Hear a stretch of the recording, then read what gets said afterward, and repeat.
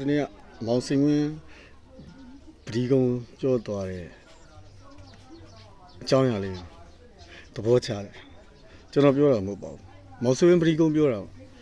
ဘယ်လိုလဲဆိုတော့ကျွန်တော်တို့ဒီလိုတိုက်ပွဲတွေ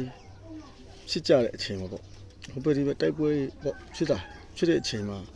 ပြေးချိန်လွှားချိန်မရတဲ့အချိန်မှာရွာတရွာကိုလက်နက်ကအဖွဲ့အစည်းတစ်ခုကရောက်သွား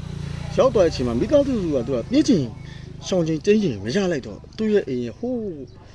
နောက်ခန်းထဲမှာသွားပြီးပုံရှောင်နေရခုနလသားအရွယ်ကလေးလေးတယောက်လည်းပါတာပေါ့သွားပြီးတော့သူပုံရှောင်နေတဲ့အချိန်မှာအဲ့မှာလက်နဲ့တင်းနဲ့ဝင်လာတာပေါ့ဝင်လာတဲ့အချိန်မှာသူတို့မိသားစုရှောင်းချိန်တရွာလုံးကရှောင်းတဲ့လူရဲ့ရှောင်းတင်းတဲ့လူရဲ့တိန်အောင်သူတို့ကရှောင်းချိန်တင်းချိန်မရတော့ဟိုးမိဘကလေးမှာသွားနေရတဲ့အချိန်မှာရွာထဲကိုရောက်လာတော့ညလည်းမှောင်ရီပြိုးနေတော့ခွေးဟောင်းတန်တွေကလည်းကြားရတာပေါ့ကြားတဲ့အချိန်မှာဓာမီနဲ့ထိုးလိုက်ရင်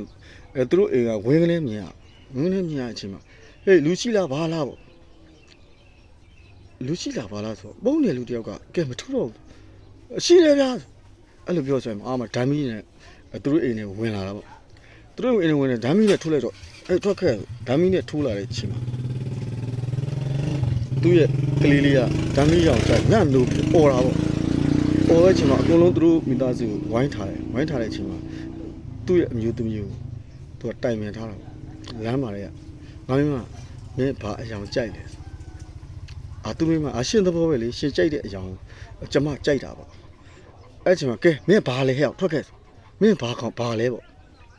အဲ့လိုမိလိုက်တယ်သူကတော်တော်နဲ့ပြုံးဆိုတော့မတော်တနက်ဒီနဲ့ပြစ်မဲ့ရှိကျွန်တော်ကအပြာပါ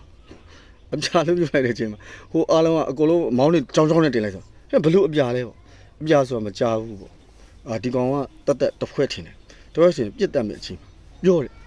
ဟိုကောင်လည်းကြောက်လန့်တယ်တော်တော်လည်းပြောမထွက်အပြာဆိုတာဘာလဲပေါ့အပြာဆိုတာကျွန်တော်တို့ကအဲ့လိုမျိုးလက်နက်ကိုင်နေမြင်ရရင်ကျွန်တော်တို့ကပြရအောင်ကြောက်ရတယ်အဖွဲရမလို့ကျွန်တော်ကတော့အပြာပါပေါ့မောင်စင်ဝင်းပစီခုံပြောသွားတယ်ကျွန်တော်ပြောတာတော့မဟုတ်